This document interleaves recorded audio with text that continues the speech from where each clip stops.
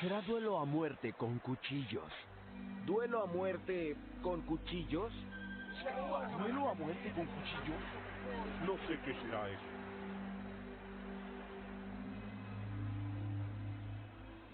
Duelo a muerte con cuchillos, todavía se sigue llamando así. Vamos a ver cuánto tiempo nos dura el gusto. Un día, es posible que la próxima semana ya se llame de otra manera, pero por lo pronto seguimos haciendo homenaje a nuestros amigos dobladores mexicanos de animes japoneses. Efectivamente. Luis Herrera, ¿cómo estás? Muy bien, gracias. ¿Y tú? Bien. Contento. Aquí hicimos una nueva sección, un nuevo formato de podcast que sugirió el señor Luis Herrera y pues vamos a probarlo. ¿Por qué no explicas de qué se trata? Bueno, esta idea la empezamos a ir en Twitter, que le pedimos a nuestros amigos tuiteros que nos enviaran una opinión de cualquier tema deportivo con el hashtag yo creo que. Y bueno, simplemente vamos a leer los que nos enviaron y vamos a debatir o comentar el tema que los usuarios hayan propuesto y así, bueno, tratar de hacer más interacción con ellos y que ojalá les guste este formato y los invite a participar más con nosotros en siguientes podcasts. Bueno, el primero es de Kerim, que participará en este podcast en el futuro, solo que ahora está pasando sus vacaciones en Cancún. Dice, yo creo que la selección mexicana sub-23 es mucho mejor que la de Estados Unidos. ¿Arrancas tú o arranco yo? Arranca tú. ¿Arranco yo? A ver, me parece que de las listas que dieron a CONCACAF, las listas de buena fe de 50 jugadores, la selección mexicana tiene en efecto más talento. El asunto es que esas listas no incluyen a jugadores como ya me estoy trabando con los jugadores gringos por la rabia, ¿no? Como Christian Pulisic, como Gio Reyna, como Sargent, incluso Tim Weah, son jugadores que en Estados Unidos tienen una trayectoria europea, sobre todo en el caso de Pulisic, que es obviamente muy bueno, en el caso de Reina, que tiene mucho talento, y en ese sentido me parece que sí se emparejan. Lo que sí es cierto es que el equipo mexicano que presenta a CONCACAF es un equipo con más experiencia en primera categoría y seguramente con más calidad, pero me parece que si hablamos ya de la realidad de que pueden presentar los equipos en Juegos Olímpicos, está parejo. Sí, porque en el Olímpico Estados Unidos solo podrá presentar básicamente jugadores MLS y alguno que les presten de Europa, por no ser fecha FIFA. Entonces, un Pulisic, por ejemplo, estaría negado para el preolímpico. Y sí, ya pensando en unos Juegos Olímpicos, si se llegan a jugar, porque ahora está Tokio en duda, sí, ya se empareja mucho más el nivel que pueden presentar ambos equipos. Y a futuro, que ya es lo que mucha gente nos comentaba, que ve con miedo el hecho de que tengan ellos 15 europeos y nosotros 2, hay que ser también un poco realistas. Del lado gringo bueno, son 15 de los cuales la gran mayoría aún están en filiales o jugando apenas unos pocos minutos en primera división y hay que esperar a ver cuántos se consolidan. Es muy fácil decir, todos están en Europa, sí, y cuando fuimos campeones del mundo en sub-17 pensamos que íbamos a ser campeones del mundo a nivel mayor y la verdad es que no todos se consolidaron. Y de hecho, prácticamente ninguno se consolidó. Eso es en la práctica. Y además, hay que recordar que algunos de estos jugadores, 4 o 5 de hecho, son mexicoamericanos que la selección mexicana rechazó. De hecho, el único que todavía está en contención y que no es un hecho que juegue para Estados Unidos es Richard Ledesma, que en algún momento quería volver para México. Hay una situación con su pasaporte, la explicaré rápidamente. El chavo quería jugar para México, pero no tiene ni acta de nacimiento mexicano ni pasaporte mexicano, y los tiene que sacar, y se ha hecho lento el proceso. Lamentablemente, como sabemos nosotros estando en Europa, por el lado de la nacionalidad española, no es sencillo conseguir una nacionalidad, incluso cuando tienes todos los requisitos. Entonces el trámite demora. Puede ser más rápido si la federación empuja, quizá, pero bueno. Creo que en este caso, teniendo además conocimiento de primera mano del asunto, creo que en este caso son ellos, es Richard y la familia que pues se han tardado. O sea, la federación sí está empujando, al principio no, después sí, y ahora son ellos los que tienen que hacer el trámite, a pesar de que están asesorados por la federación y por gente allá, y no lo han hecho. Pero bueno, pasamos a la siguiente y ya nos probamos en eso. Ok. El siguiente tema que nos enviaron es de nuestro amigo Albert Pérez, que menciona: yo creo que Pizarro ya alcanzó su techo, no es factor con la selección del Tata, que disfrute Miami y su vida nocturna.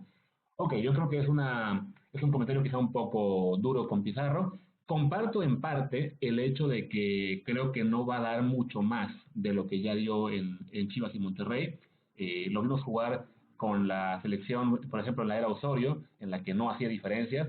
Lo vimos jugar en el Monterrey, en el Mundial de Clubes contra Liverpool, y se notaba que la velocidad del juego lo rebasaba. Entonces sí creo que en ese sentido cuesta trabajo pensar en que tenga un potencial para llegar mucho más lejos.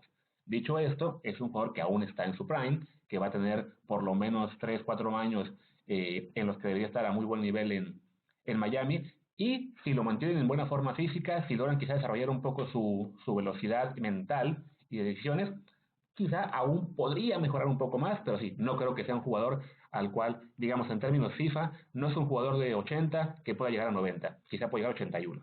Sí, y bueno, desarrollar su potencial físico y mental. Físico puede ser en la MLS, pero mental complicado, porque los espacios que hay en la MLS a la defensiva no te obligan a reaccionar más rápido. O sea, al contrario, más bien te dan ciertas ventajas para poder, o sea, como que te dan, se vuelve una liga un poco barco para los delanteros, por decirlo de algún modo. Entonces, no necesitan esa velocidad de reacción, no tienen la intensidad que tienen otras ligas, pero sí, ciertamente nadie, bueno, pasa, pero no es común que un jugador de fútbol alcance su techo a los 26 años. O sea, eso no es normal, ¿no? Salvo delanteros. Salvo delanteros, explosivos, en fin, pero no es el caso de Pizarro.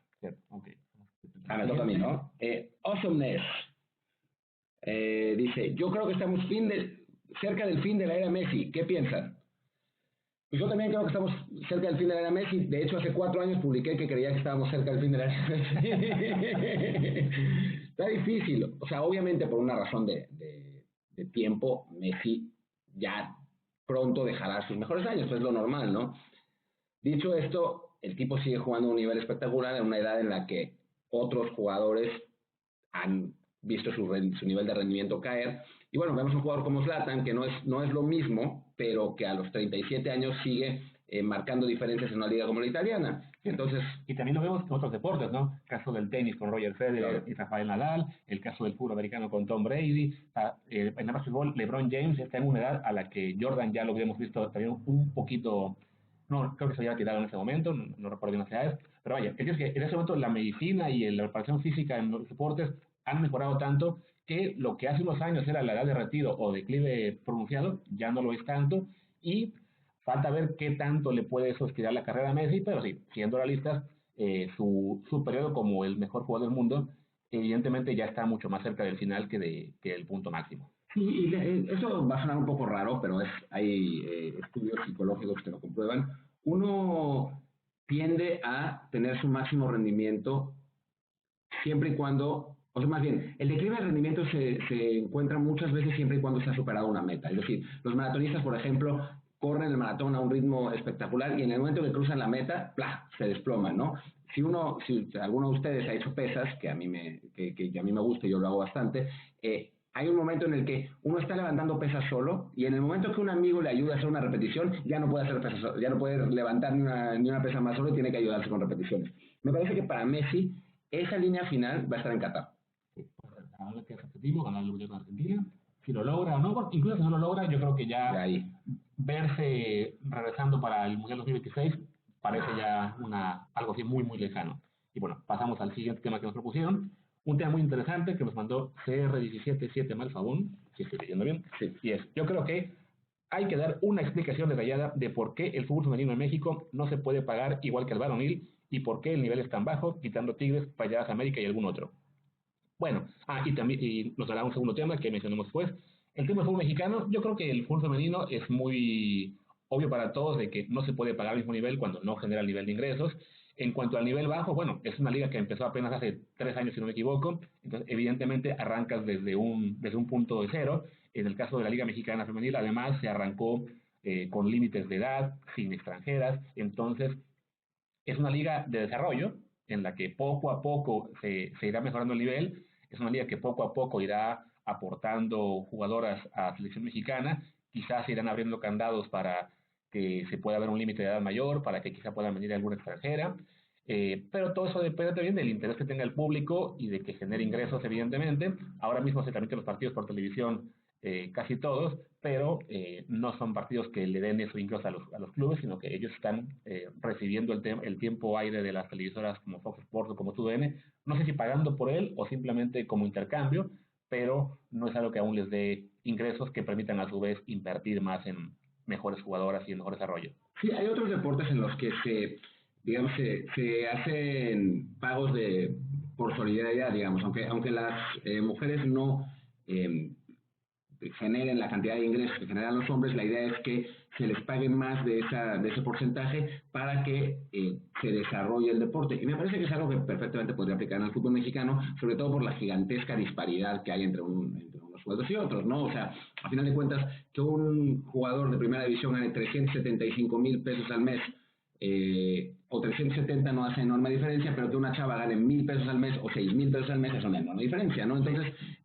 digamos que sí, me parece que sí se podrían ajustar los sueldos hacia arriba y que las chavas puedan dedicarse realmente a esto, porque se dice que es profesional, pero los sueldos son de risa, ¿no? O sea, no es que nadie se pueda dedicar a eso. Ahora, para nada está la situación como para que los sueldos sean los mismos. O sea, claramente no da para eso. Sí, no, eso es, hablamos de una disparidad tremenda, o sea, está por interés del público, por nivel futbolístico, por tiempo que lleva cada liga, no es algo que vaya a ocurrir ni en el mediano plazo, ni probablemente en el largo, salvo un cambio radical en el interés del público por el deporte femenino. Pero sí, como dice Martín, hay ejemplos de deportes que tiran hacia la igualdad. Por ejemplo, el tenis es el caso más concreto en el que todos los torneos de Grand Slam se gana el mismo premio el campeón femenino y masculino, aunque sabemos claramente que el interés del público está mucho más cargado en este momento a la ATP que a la WTA, ¿no? Pero es un tema en el que evidentemente requiere mucho más que 2 minutos de plática para poder desarrollarlo completamente. Y quería aprovechar también para hablar del segundo tema que mencionó nuestro amigo Malfabón, que es, ¿podrían explicar el impacto de quitar el ascenso en México? Es un tema interesante. El asunto es que, lo hablamos un poco ya en el podcast anterior. El problema es que, a ver, hay argumentos a favor y en contra, y es como siempre un tema complejo.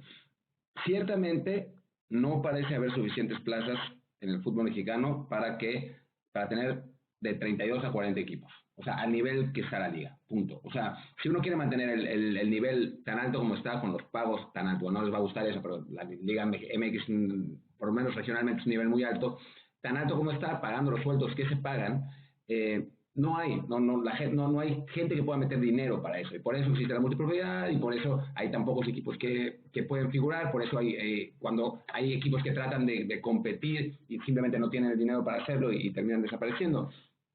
Dicho esto, eso se ha generado también porque hay solo un ascenso y un descenso. Entonces, hay mucha gente, por ejemplo, hablemos de un caso hipotético, por supuesto, y utópico. Carlos Slim nunca invertiría en un equipo de liga de ascenso. No tiene sentido. Porque, ¿qué tal si inviertes y no asciendes en 4 años porque el formato de la liga es tan ridículo y solo hay un ascenso que no puedes ascender? Entonces, el camino más corto es ir y comprar un equipo de primera, y ya está, ¿no? Sí, que como dices, al haber solamente un ascenso y un descenso, la posibilidad de ascender se ve tan remota, especialmente de la Liga de Ascenso a Primera División, al haber 2 torneos, 2 campeones que se enfrentan al final, entonces, en el que pasó el caso de Lobos WAP, un equipo que se enrachó 6 semanas, se metió a la liguilla de Primera A, fue campeón y ganó el ascenso, pero no era realmente ni siquiera de los que más invertía, ni de los mejores planteles de la división, pero ese breve lapso que tuvo jugando a gran nivel le sirvió para ascender, y eso termina afectando a clubes que hacen una inversión mucho más fuerte, como fue en su momento Dorados, León, que pasó 10 años en la Liga de Ascenso sin poder ascender, en Necaxa se tardó. Entonces se vuelve tan difícil, o sea, no hay un método de trabajo que te pueda garantizar la posibilidad de ascender. Tienes que siempre estar un poco a expensas de enracharte en el momento justo, ganar la final del clausura y llegar al mejor momento que el equipo que ganó la apertura, o ha habido casos al revés, equipos que ganan en la apertura les va muy muy mal en el clausura, pero tienen 3 semanas de descanso durante la liguilla, se pueden preparar y ganan, y entonces eso hace muy dispar la forma de ascender, y definitivamente afecta muchísimo el poder hacer un proyecto serio para el ascenso. Y todo esto es lo que genera una economía en la cual lo único que interesa es tener un equipo de primera división, porque al mismo público no le interesa una liga, ni se diga las de abajo, la segunda o tercera división, en la cual no hay un camino claro hacia cómo llegar más arriba. Y ahora sin ascenso ni hablar. O sea, ya que no hay ascenso, o sea, obviamente mata a la liga de ascenso o de desarrollo, como le quieren poner, no sé, le han cambiado 400 veces de nombre. Es como en Estados Unidos es un país muy regionalizado, ¿no? Y aún así, la diferencia de audiencias entre la USL y la MLS es brutal. Ese es un tema que definitivamente hablaremos mucho más de él en profundidad en un siguiente episodio. Por ahora, bueno, esto es lo poquito que podíamos hablar de esto. Sigue. ¿Te tocaría? Arriba, Ok. Habría que debatir si Tena debe seguir en Chivas o no y posibles reemplazos. Por favor, solo digan profe Cruz y hacer sarcasmo de promedio. Profe Cruz. Profe Cruz, definitivamente. No, Chelis, ¿no? No, sería un gran técnico para Sergio Bueno. Sergio Bueno. Bueno. Sí, lamentablemente José Luis Trejo está en España, en el Salamanca, pero creo que podría haber sido otra buena opción. Definitivamente. Y bueno, ya hablando en serio, yo creo que en el caso de Chivas simplemente es que el problema no es el técnico. No lo fue en su momento cuando terminó su era Almeida, no lo era Cardoso, no era Tomás Boy, no lo es ahora Tena. Simplemente es que tienen el plantel que tienen, que es un equipo de un nivel de calidad medio para un club con expectativa alta. Entonces hay una presión enorme sobre los jugadores, sobre los técnicos, de ganar títulos cuando no tienen realísticamente las opciones para hacerlo. Y esto genera un medio de presión y un círculo vicioso en el cual están acabando con jugadores y con técnicos que si les dieran más tiempo se pueden desarrollar y quizá llegar a más lejos, pero no lo harán en el corto plazo. No difiero de esa opinión. No, creo que tienes que apostar a un técnico joven que tenga empuje, que haya mostrado estar en la vanguardia de la dirección técnica, digamos, no que él mismo sea de vanguardia, sino que tenga ideas de vanguardia en dirección técnica, sobre todo si tienes un plantel tan joven como Chivas y con tantos retos, digamos, porque no es un plantel fácil, obviamente, por lo de los mexicanos. Me parece que apostar por Luis Fernando Tena es una opción comodina. En su momento me burlé de eso en Twitter, como me había burlado lo de Tomás Boy, usando el mismo tweet, y el tiempo está dando la razón. O sea, no es que Tena sea un mal técnico, Tena es el mejor técnico que Boy, y Tena además es un tipo inteligente que sabe gerenciar no solo un plantel, sino también otros aspectos del club. Me parece, sin embargo, que un equipo como Chivas debería apostar a un técnico de otro perfil, un técnico joven, pues lo que hizo con Almeida en su momento, al final de cuentas, ¿no? Un técnico que quizás no sea tan reconocido en el medio mexicano, pero que sea un técnico inteligente, que sepa lo que hace y que pueda dar ese empuje, primero táctico, aplicar cosas distintas en el fútbol mexicano, y después también anímico, que los jugadores quieran realmente jugar por él. No conozco a nadie que diga, hoy en día, tal vez en 2012 sí, pero hoy en día que diga, sí, muero de ganas de jugar para Luis Fernando Tena. No, eso no pasa, ¿no? Es un factor de considerar, como dices, ¿no? El factor de ilusión, que al jugador le haga ilusión tener un líder que destaque.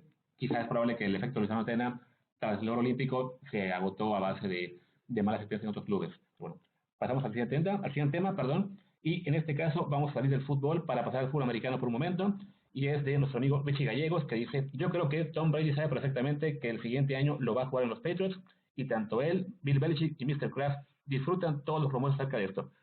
Yo no creo que lo disfruten, más bien yo creo que están en un momento de postureo, digamos, en el que evidentemente Tom Brady sí quiere quedarse en los Patriots porque sería lo más cómodo para él, es donde ha estado toda su carrera, el sistema que conoce, pero también quiere ganar más dinero, quiere tener mejor posición, mejores refuerzos a su alrededor, y por otro lado, Bill Belichick en particular, que es quien decide esto, pues quiere buscar la forma de pagarle menos para poder reforzar otras posiciones. Belichick no solo está pensando en este año ganar con Brady, sino en los siguientes 5. O sea, el armado de equipo que hace siempre Belichick es pensando en no sacrificar todo por un año y luego caer, sino en ser competitivo siempre. Entonces, están simplemente en la etapa de estira y afloja, y que la verdad es muy difícil saber en este momento si se va a quedar o no. O sea, tendrá que ver que al final ambos lados sacrifiquen suficiente para convencer al otro y que así pueda quedarse. Sí, a ver, Belichick solamente una vez en su carrera ha pagado más del 10%, del 11% del salary cap a un quarterback, y fue a Drew Bledsoe. Y curiosamente fue el año en que ganaron el Super Bowl y lo ganaron con Brady, que ganaba el 0.73% del salary cap. Eso significaría el 11% en términos de salary cap de este año es $22.5 millones. Aproximadamente. Una cosa así.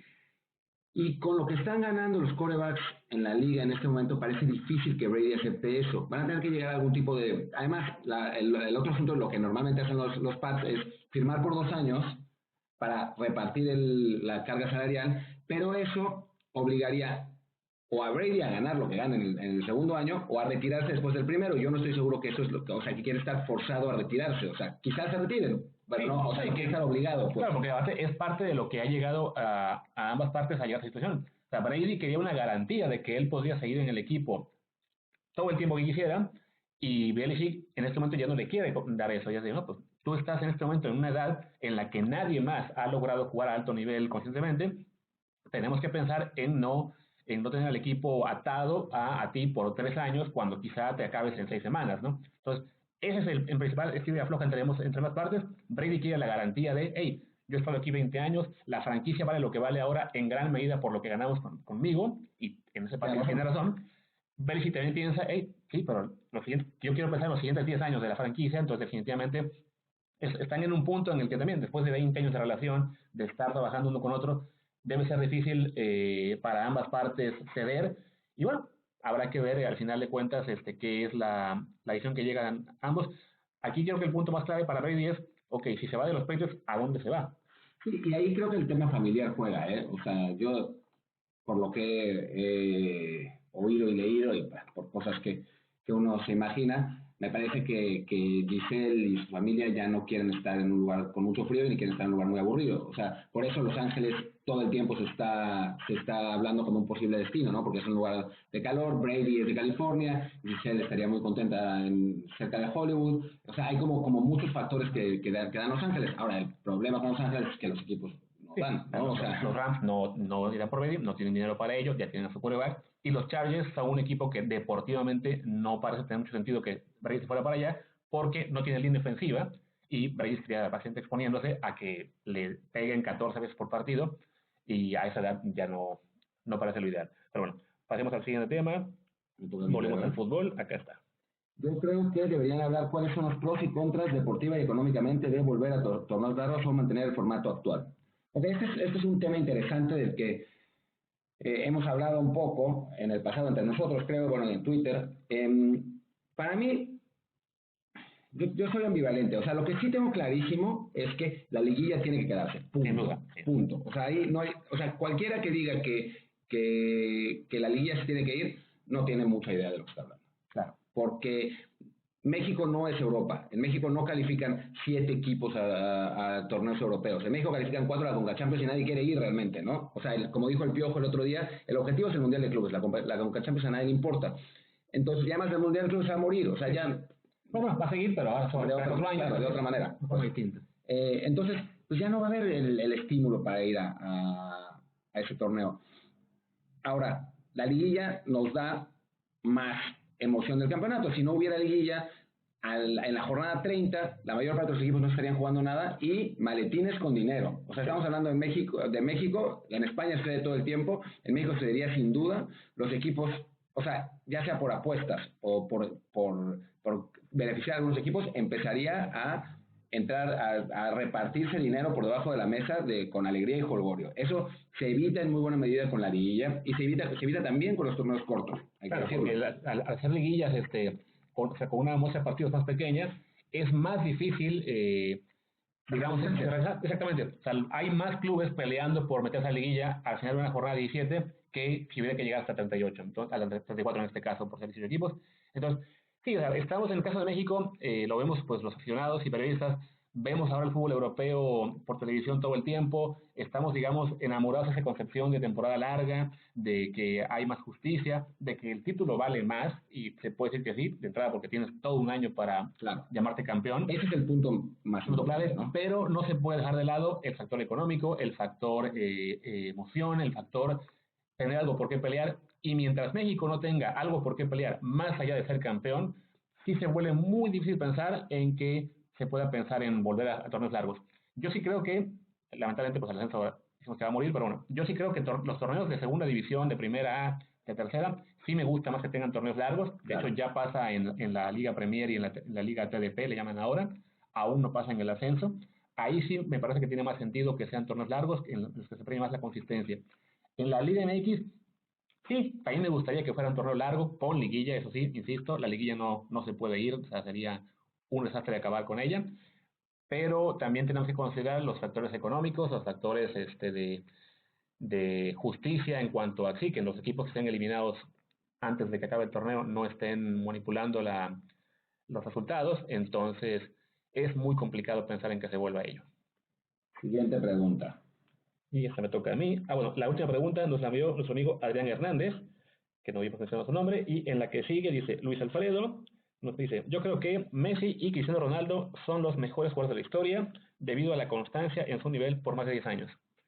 Pues sí, es difícil argumentar contra esto. Aquí hay dos posturas para verlo. Una es que el fútbol de hoy, el fútbol que se juega hoy, es de mayor nivel que el de cualquier otro punto en la historia, lo cual es cierto. Físicamente, los jugadores ahora son más rápidos, son más fuertes, tienen mejor preparación física. Entonces, si ustedes ven lo que hacía Pelé hace 50 años y lo comparan con lo que hace, no Messi, un jugador de nivel regular en la Liga MX, y sí parecen deportes distintos, porque lo son. Los jugadores ahora son efectivamente físicamente superiores, se ha trabajado mucho más en la técnica, hay mucho más metodología de entrenamiento y de preparación, lo cual hace que efectivamente, si esa es la mejor época para ver el fútbol, entonces sí, evidentemente Messi y Cristiano son los mejores de la historia. La otra forma de verlo es en términos proporcionales, de acuerdo a su competencia, ahí se vuelve más difícil, pero pues sí, hablamos de dos jugadores que han dominado efectivamente una década entera, que han ganado el Balón de Oro 5 veces cada uno, 6 si no me equivoco. 6 meses. Entonces, esa consistencia no la tuvo nadie salvo Pelé en una era en la que ni siquiera viajó a Europa. Entonces, no es tan fácil poner en manifiesto si realmente fue el mejor jugador del mundo esos 10 años que duró su carrera, 10 o 12 años, o si en realidad tuvo picos en los mundiales, pero en otros años le hubieran ganado el Balón de Oro de la época, no sé, jugadores como Eusebio, como son los nombres en este momento, Bobby Charlton, etcétera, ¿no? Entonces, sí, tenemos a pensar que Messi y Cristiano es probable que sean los mejores de la historia. Para poder hacer ese análisis habrá que esperar a que se retiren y que estemos un poco más en frío para definirlo con certeza. No tengo nada más que añadir. Otra pregunta de Albert Pérez. Yo creo que a menos de 1000 días del Mundial de Qatar, es preocupante que solo 2 de los mexicanos de alto perfil que están en Europa son regulares en sus equipos. Sí. Nada más. Poco más que decir, la verdad es que me preocupa bastante. Te dejo entonces la siguiente para que... Yo creo que la formación de jugadores en México está en pañales, por eso el futbolista que emigra a Europa le cuesta mucho trabajo ser titular y mucho más dar el brinco a las grandes ligas. ¿Qué piensan? Este es un tema también. No nos queda mucho tiempo. Yo te diría que hiciéramos la siguiente y después pasáramos a Conca Champions. ¿Me parece bien? A ver, yo creo que hay un problema de formación en México, sin duda alguna. Creo también que hay un problema de cultura deportiva en general en México, que México es un país en el que no se hace deporte, sino que se ve deporte, y es un problema serio, donde hay unos niveles de obesidad rampantes y una falta de actividad muy importante, incluso por la delincuencia también. No hay espacios deportivos, y eso genera que la cantidad de deportistas de alto rendimiento que podría generar el país, no de alto rendimiento, la cantidad de deportistas que podría generar el país sea mucho menor, y de ese pool de deportistas es de donde sale el alto rendimiento. Entonces, si uno va a Brasil o Argentina, que hemos tenido la suerte de ir, ve que hay canchitas en todos lados, campos en todos lados, hay una cultura deportiva gigantesca, mientras que en México no existe. Entonces, ellos tienen incluso en Uruguay todo el mundo juega fútbol, ¿no?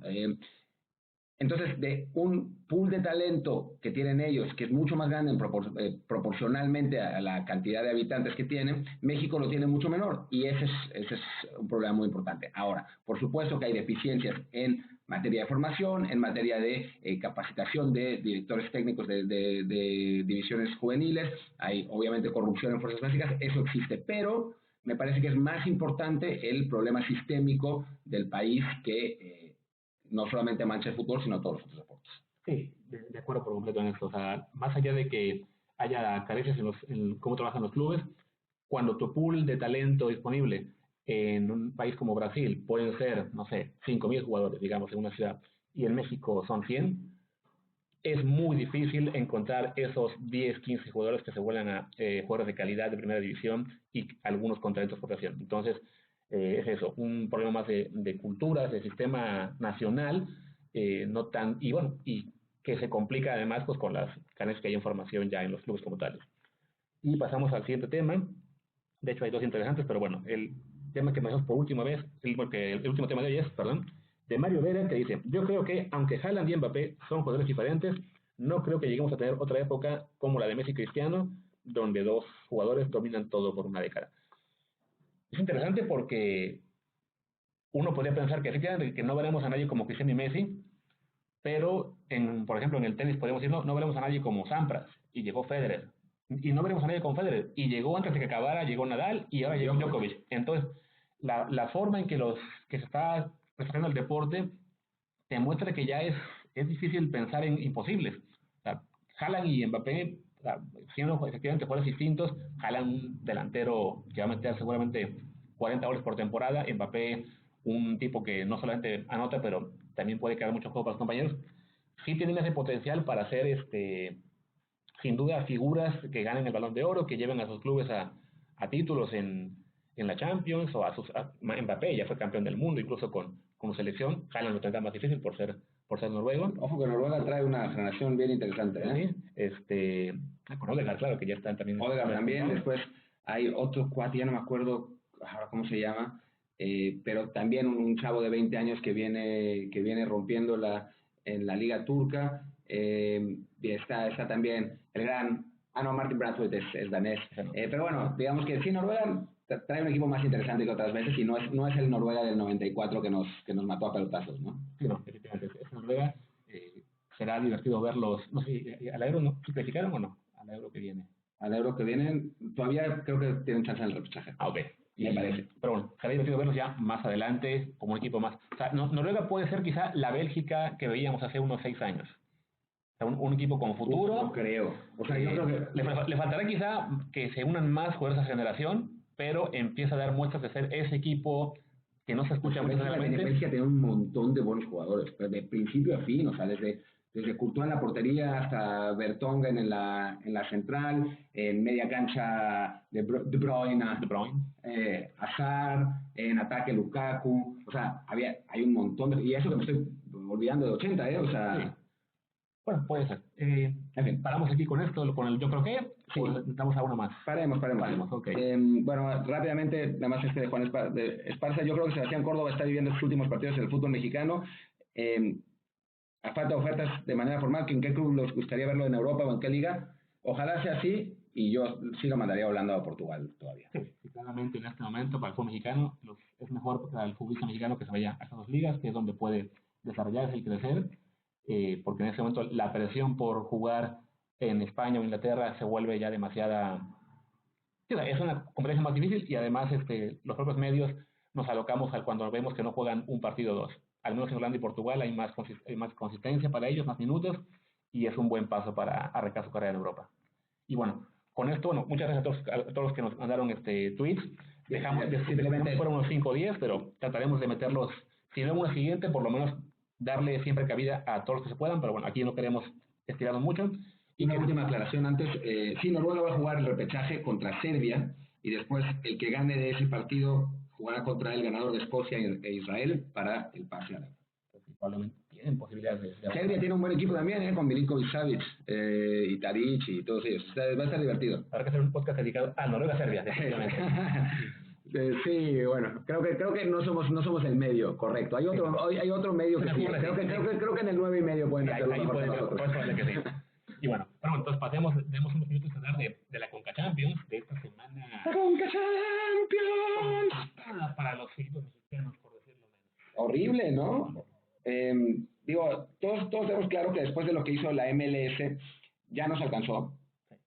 Y después del triunfo de Olimpia contra Seattle Sounders, la liga hondureña ya alcanzó la MLS. Entonces, y la rebasó. Yo creo que en ese momento el ranking de la CONCACAF es Honduras, Estados Unidos y México. ¿Tú qué opinas? Guatemala por ahí. Guatemala y El Salvador es México, ¿no? Fue a penales, entonces. Sí. A ver, un resultado, una golondrina no hace verano. Un resultado no quiere decir nada. O sea, a final de cuentas, en esta... Hay un problema de percepción con nuestras opiniones sobre el MLS, que es que la gente que está pagada por... quiero decir que apoya todo el tiempo la MLS... dice que estamos haciendo menos y ridiculizando el torneo, cuando no es cierto. En realidad lo que nosotros tenemos claro que la MLS ha mejorado, obviamente, o sea, eso es evidente. Ahora, lo que nos parece ridículo, hablo en mi caso, pero bueno, lo he hablado mucho con Luis, es que pensar que ya nos superaron y que ya va a ser pronto una liga de primer mundo y todas esas cosas que se dicen sin pensar, porque todavía conocemos las enormes fallas estructurales que hay en ese torneo. Y sí, nos van a ganar algunos partidos, es lo absolutamente normal, y puede que el AFC sea campeón de CONCACAF Champions este año, o sea, es posible. Eso no quita que en general el nivel de esa liga siga siendo más bajo que el nivel de la liga de MX. Y a veces me dicen, pero ¿cómo defiendes a los clubes mexicanos después del ridículo contra el Comunicaciones de Guatemala? No es lo mismo que cuando criticas la MLS. No, porque son 14 años de CONCACAF Champions. No es un partido, no es una serie. En la próxima eliminatoria, Cruz Azul le gana 3-0 al LAFC en el Azteca y califica. ¿Qué? ¿Eso quiere decir que entonces ahora la Liga MX volvió a rebasar a la MLS? No, no funciona así. O sea, en un partido puede pasar cualquier cosa. Después, lo importante es el análisis a largo plazo. Sí, no, y en este caso ha sido una semana bastante mala para los clubes mexicanos, definitivamente. O sea, increíblemente, un poco tirándolo a broma, el único que no resolvió fue Cruz Azul, que jugó muy bien y, bueno, no sé muy bien, pero ganó fácilmente su serie. Pero ya ha habido semanas así. O sea, ya hemos tenido en cada CONCACAF Champions, sobre todo en las primeras rondas, semanas en las que el club mexicano pierde en Estados Unidos o queda eliminado uno de ellos y otro sufre. Y al final, como dice Martín, son ya 14 años consecutivos en los que México gana la CONCACAF Champions. O sea, desde que se cambió el formato, bueno, el premio a lograr un lugar en el Mundial de Clubes, solo una vez no fue un mexicano el que ganó, y ni siquiera fue un equipo de la MLS, fue el Saprissa de Costa Rica el que avanzó al Mundial de Clubes. Todavía duele esa derrota. Yo estaba en el estadio, fue un horror. Era año de Pumas y se nos fue. Pero vaya, entonces no podemos medir esto en función de que, como esa semana el equipo de la MLS le ganó al mexicano, es que ya nos alcanzaron. No. Evidentemente han mejorado, evidentemente el nivel de esa liga poco a poco suben y ya les da para armar equipos como fue en su momento el Toronto FC, como fue el Seattle, aunque esta vez perdió con el Olimpia, y como es el LAFC ahora que tiene a una estrella como Vela, que claramente es mejor jugador que los 11 que tenía el León en la cancha y fue definitivamente clave para ganar ayer. A ver, pongámoslo así, Carlos Vela, si fuera Liga MX, sería el mejor jugador de la liga. Sí, o sea, no hay ninguna duda. O sea, y como es el mejor jugador de la MLS, o sea, es así. Y es algo en lo que sí, la MLS ahora puede captar jugadores como Carlos Vela, bueno, no como él, porque tiene solamente uno, pero sí puede captar figuras como lo hizo este año con Pizarro, con Chicharito, que uno dice, no, se está llevando a jugadores de mayor nivel que la Liga MX. Bueno, Carlos Vela era uno, tenían a Zlatan y han tenido en su momento a Jovinko, pero hablamos de una liga en la que son ahora 26 clubes. Entonces, tener a 5 o 8 figuras no dice nada sobre el nivel de la liga, solo dice que, ok, están haciendo una cosa bien, que es fichar estrellas para explotar el marketing, explotar el hype sobre la liga. Están trabajando sin duda muy bien en términos mercadológicos, en términos de estructura, en términos de experiencia del aficionado, pero el nivel que vemos en la cancha sigue siendo un nivel bastante bajo en el promedio. Sigue habiendo clubes que realmente no aportan nada a verlos. Sigue siendo una liga en la cual, como ya se ha comentado últimamente en medios, se da prioridad a tener buenos delanteros y muy malos defensas y porteros, y se hace por diseño. Hay equipos que tienen 6 seleccionados de Honduras. O sea, esas son sus figuras. Que nada, todo bien con los hondureños, sí, no, el Olimpia eliminó al Seattle, lo que quieran. Pero, a ver, o sea, si una liga aspira a ser de primer mundo, tu base no puede ser la selección de Honduras. O sea, está clarísimo, ¿no? Y eso es algo que va de un tema ya más el sistema de la liga estadounidense, que es esto del salary cap, de tener un tope para la mayoría de jugadores. Entonces, es lo que pueden alcanzar, a fichar jugadores de cierto nivel que en el promedio, reiteramos, o sea, sí, hay una LAFC que le acaba de ganar a León, hay un Seattle que fue muy consistente, hay un Toronto que en su momento le ganó a Tigres y América y luego perdió con Chivas, pero son ejemplos, si no aislados, sí son ejemplos muy puntuales en una liga de cada vez más clubes que se sigue expandiendo, que va a igual seguir diluyendo el talento de su talent pool en más y más clubes, y eso hace que tenemos que ser más realistas al pensar, va a crecer y va a llegar a primer mundo. No lo va a hacer. Llevan diciendo eso desde que surgió la liga y siempre dicen, en 10 años vamos a crecer, en 25 años. Apenas esta semana en la rueda de prensa de presentación de la temporada, alguien hacía el chiste en Twitter, ¿no?, de cómo Grant Wall logró viajar en el tiempo. Tras los 90. Tras los 90, porque estaba reportando la misma conferencia de 2005. Y es cierto, llevan 15, 20 años diciendo lo mismo, que vamos ahora sí a dar el salto para ser la mejor liga del mundo y para que nos vea todo Europa. No, evidentemente generan titulares por ser una liga en la que llegan figuras como Beckham, como Ibrahimovic, porque es Estados Unidos y todo lo que haga Estados Unidos, no solo en el deporte, sino en cualquier ámbito, va a atraer la atención del resto del mundo, pero su estructura, su diseño de deporte, copiando la mayor parte de cosas de otros deportes en los cuales no tienen competencia a nivel mundial, hace que tengan cierto tope. Ojalá la MLS llegara a ser no solo tan buena como la Liga MX, sino mejor. Claro que no. Yo soy de la idea de que... que... Es un debate, pero sería para pasar, o sea, lo pelearemos después. Para mí es una... Lo peor que le puede pasar a la Liga Mexicana es que la MLS sea buena. Pero además se nos está acabando el tiempo. Simplemente lo que quería decir es, para cerrar, el día que los clubes de MLS jueguen Champions, van a poder aspirar a ser la mejor liga del mundo. De entrada. Como eso nunca va a pasar, entonces, pues ya. Y bueno, este debate, como decimos, lo tendremos seguramente más adelante.